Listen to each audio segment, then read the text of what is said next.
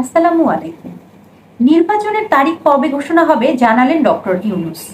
এটা খুবই গুরুত্বপূর্ণ একটি ব্যাপার, যেটা নিয়ে আমাদের সবার মাঝে, বিশেষ করে রাজনৈতিক দলগুলোর মাঝে অনেক বেশি একটা টানাপোড়েন, একটা দুশ্চিন্তা, অনেক কিছু কাজ করছে।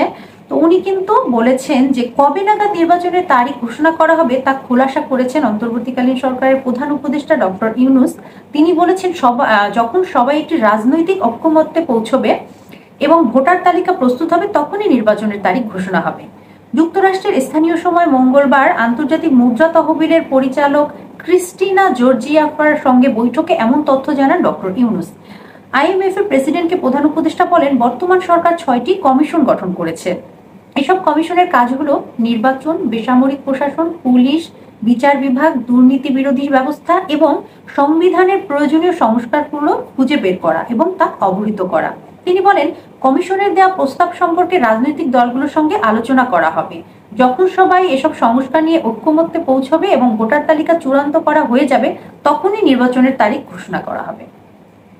তো এই আজকের এই সাক্ষাৎকারটা থেকে আমার কাছে কিন্তু অনেক কিছু খুব সুন্দরভাবে স্পষ্ট হয়ে গেল।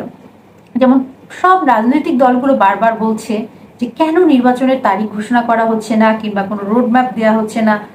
আমি যদি আমার দিক থেকে বলি, এখানে কিন্তু অনেক বড় একটা রোডম্যাপ কিন্তু হয়ে গেল। তার মানে এখানে প্রতিটা কথায় কিন্তু ডক্টর ইউনূস বলে দিয়েছেন যে যখনই ভোটার তালিকা প্রস্তুত হয়ে যাবে, রাজনৈতিক ঐকমত্যে পৌঁছবে, তখনই তারিখ ঘোষণা। তার মানে সে কিন্তু 1 বছর 1.5 বছর এত সময়ও কিন্তু সে বলেননি।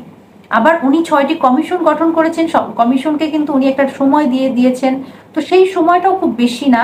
তো সেই সময়ের মধ্যে যদি সবাই কাজ করে ফেলেন, এবং উনি যেটা বোঝা যাচ্ছে যে রাজনৈতিক ঐকমত্যের জন্য রাজনৈতিক দলগুলোকে কিন্তু ডাকা হবে। দেখুন, এখন মাত্র 1.5 মাস হয়েছে ডক্টর ইউনূস শপথ গ্রহণ করার পরে। 1.5 মাস কিন্তু খুব বেশি সময় না।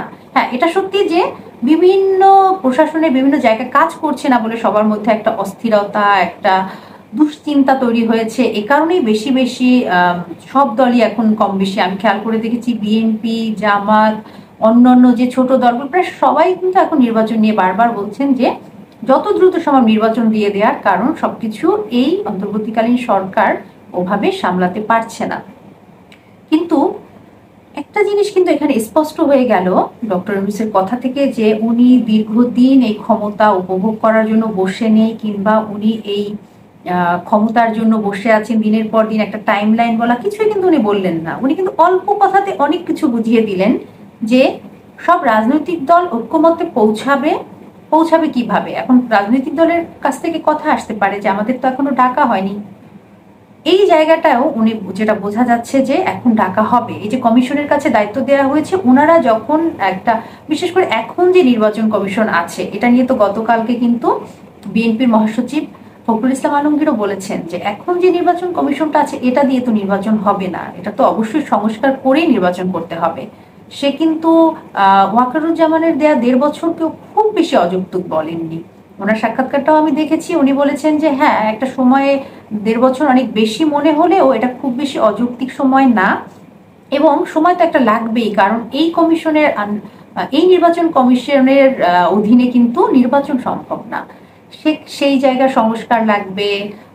যে যে জায়গার সংস্কারের কথা বলেছেন, পুলিশের সংস্কার লাগবে, বিচার বিভাগের সংস্কার লাগবে, তারপর সংবিধানের সংস্কার লাগবে। তো এই সবগুলোই কিন্তু জরুরি।